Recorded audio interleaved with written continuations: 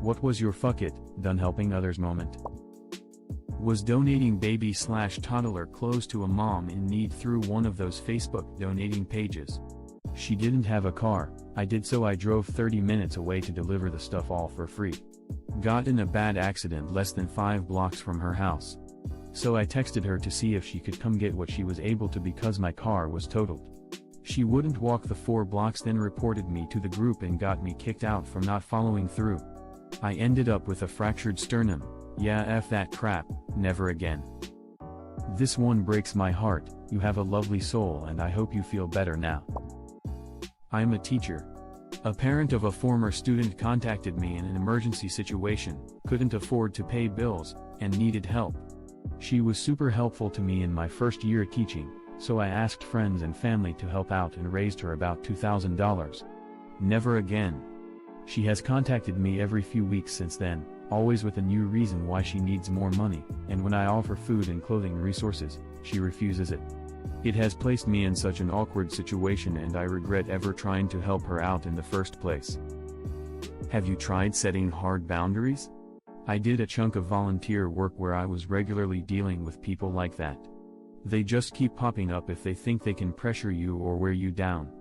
Apply for resources and help through the local job and family services. I can't help you further. More than likely, you'll get an angry outburst where they try to push your boundaries and get you to cave. I would respond with bored indifference. Okay. I have work to do. Goodbye. And then hang up. Repeat that a couple times and they usually drop off. Don't offer anything, don't be nice, but don't be rude either because that gives them ammunition to complain to your supervisor about. Bored indifference and I got to go. You may also want to let your supervisor, principal, know what's going on so they aren't surprised by a random complaint about you if she tries that angle to get even. I had a customer who used to show up and just wear me down until I gave him free stuff. He got so intrusive that even after I left the job he coerced my old coworker into telling him where I work now. This dude had the audacity to call my work and left a message asking me to go scout out campsites for him. I ignored it and he then called over and over again. Finally my boss had to tell him to stop calling if it doesn't have anything to do with business. He kept trying, and eventually gave up. That's nightmarish. He comes off as not just entitled, but really creepy too. I'm glad he finally gave up, and I hope he never contacts you again. I have neighbors across the road who we extended ourselves to help out because they had young kids and seemed to be struggling.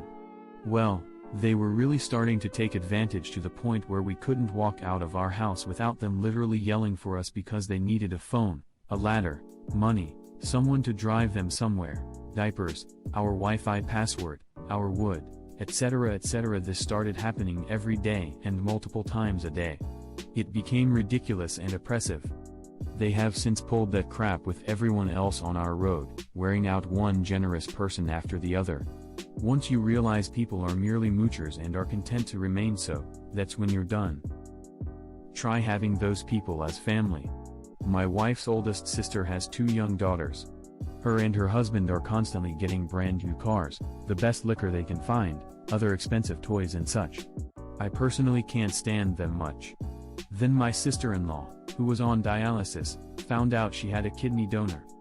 Big surgery several hours away. It was a whole thing. To help, my wife offered to get them groceries, so they gave her a list. Of course it was filled with a bunch of worthless crap. While we could technically afford it, we weren't exactly flush with cash. We had to move things around. This went on for a month, my wife making weekly trips. I was adamantly against it, which my wife said was unfair, as they needed the help. Upon the last trip she made me got a call from my wife apologizing to me for not listening. Brother-in-law couldn't wait to show her the brand new movie theater room he put in. She was beyond pissed. All I could say was, I warned you. They sound like horrible people. Do you still have contact with them? I lived next to someone just like this. 2 young kids, very friendly, then they just take advantage of you. I made the mistake of telling them I was a nanny and offering to babysit all of one time. After that it was seriously at least once a day they'd drop of their kids. It wasn't even like the kids were easy. 2 kids, still in diapers, who were little terrorizers. I finally told them to F off after they yelled at me for not being available. They knocked on my door, left their 2 young kids waiting there, and peaced out. I wasn't even there. Cops were called after a toddler and nothing but her diaper was wandering the apartments. That's awful. That is one thing I made clear immediately, was that I was no babysitter. Because, yes, that was hinted at. I did get a request to come look at baby's rash when they found out I was a nurse, but I quickly explained I was only a psych nurse and I can only tell if you're crazy, lol. When I dropped my rates significantly to help a struggling family with childcare. Blended family needing to find childcare for their emotionally damaged children who had been hospitalized by mom's boyfriend.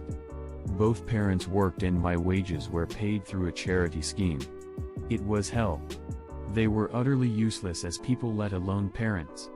They took the piss and ended up basically doing nothing with the house or children and ended up owing me nearly $2,000 due to them committing benefit fraud and pocketing what they should have been passing on to me. The final straw was when they asked me to babysit that night as they needed to go out on the lash. It's been stressful whilst telling me they couldn't afford food, let alone pay me. Never again will I fall for a sob story.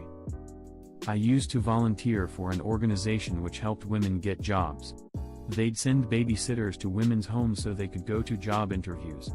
It was totally fine if these moms did a quick essential errand, like grocery shopping, after their interview.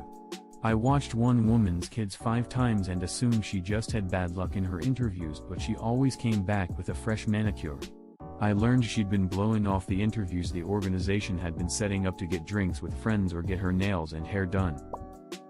My mother and her new husband had moved into a new place and invited all the kids over for Christmas. In previous years we would buy a whole turkey dinner from somewhere so no one, me, had to cook, so imagine my surprise when my husband and I walk in. My mother walks out of the kitchen, hands me a spoon and says, "Good, you're finally here," and goes to sit down in the living room. After a quick and awkward conversation, it was determined that my job was to make sure everything currently in progress, or not even started, got to the table on time, while everyone else socialized. Basically, I was the help and should have realized that, so any feelings I had about that were my fault. I was a good cook, and my mother taught me everything, so I owed her. So I did, and not knowing the family dynamics, my new step-siblings were very thankful and appreciative of all my efforts, which caused a meltdown from my mother about how we all should be thanking her. That was the first time I used a phrase that has come in handy for these situations: "I'm so sorry, it will never happen again." And it never did. They weren't happy when they finally realized what that meant. This is selfish, but I want to know what the fallout was like. I guess it depends on what you mean by fallout. She decided it was completely out of line for me to complain, and if that's how I felt, we could just stay home from now on. As you can imagine, I was completely crushed that I wasn't going to be used for labor anymore and went completely no contact the next holiday. Probably more to do with being in Cuba, but whatever. The next year was Dad's turn, then a trip to visit my father-in-law the year after. Then I ruined Christmas because I didn't want to spend time with my family.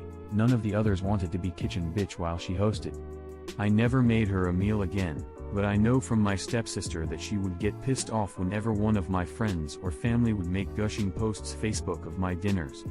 And all because someone dared to thank me for cooking. This is exactly what I wanted to hear. I'm very glad you're away from her now. The drama llamas have been fed. Lol. Had a friend years ago who was a bit self-centered and prone to stretching the truth, but he was a nice enough guy with a rough backstory and my friend group liked him, so I cut him a lot of slack. I like to host and I have friends staying over pretty regularly. Back then, I usually had 1 or 2 people spending the night on any given day. Anyhow, over the span of a couple of years this guy starts abusing that, staying over for days or even weeks at a time, eating my food and drinking my liquor without contributing. That sort of thing, while constantly talking about his grand plans and daydreams as if they'd already happened. A little sad, but also pretty annoying after a while.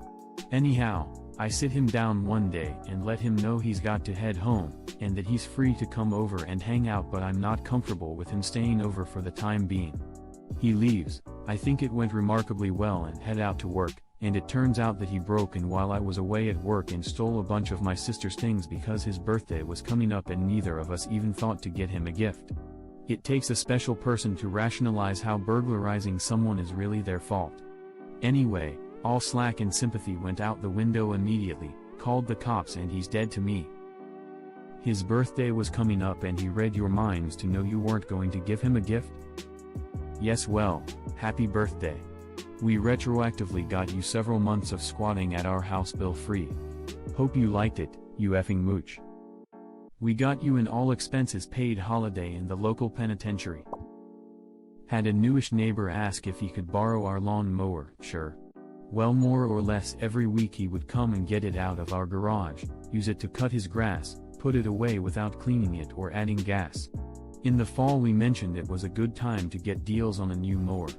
He never talked to us again. My next door neighbor is the opposite, which I am grateful for. I supply the mower, she mows both of our lawns, and we split the gas, when she lets me. I feel bad that she won't even let me give her gas money most of the time, especially since she is doing all of the manual labor. Edit. So, I just sent her a quick text today to ask her how much I owe her for gas. She replied that she is sticking her garbage in my garbage can. I forgot I told her she could, so I owe her nothing. You have to pay per garbage can here, nearly $4 per can, so it all evens out. Honestly, I'm with your neighbor. I love cutting my grass and often, I will cut my in-laws as well, they live next door. I enjoy it because it's relaxing and good exercise. I pop in an audiobook, pour a beer and go to town. If they buy gas, all the better. Drinking a beer while mowing the lawn is the only way to mow a lawn. I need to pour one out for Hank Hill real quick. Not me but my parents. My cousin moved in with us for 2 years when I was a kid. She's 18 years older than me. She ended up being a drug addict that smoked in the house, stole money, couldn't hold down a job, and mercilessly picked on my sister and me until the day she got kicked out. That was almost 30 years ago. To this day my parents refuse to let anyone move in because they just need a place to stay until they're back on their feet. When I rushed to another state about 2,000 miles away to help my sister because of a medical issue, and for whatever reason she decided to have her neighbor help her instead, without letting me know. It was 3 months ago and she is fine but still has not contacted me. That was the end for me. When I had a truck during college, everyone suddenly wanted me to help move them. Most were cool and gave me money or ordered pizza, unprompted BTW. One time however some dude I barely knew needed some help. I show up, and nothing is packed in his apartment. He had a giant fish tank and lived on the 3rd floor with no elevator. It was a effing nightmare and I never got a dime nor food or even some beers. I never talked to him after that. Should have left right then when you saw it like that. Oh, looks like you haven't packed. I'll come back tomorrow when you need help moving. I did this to my brother in September.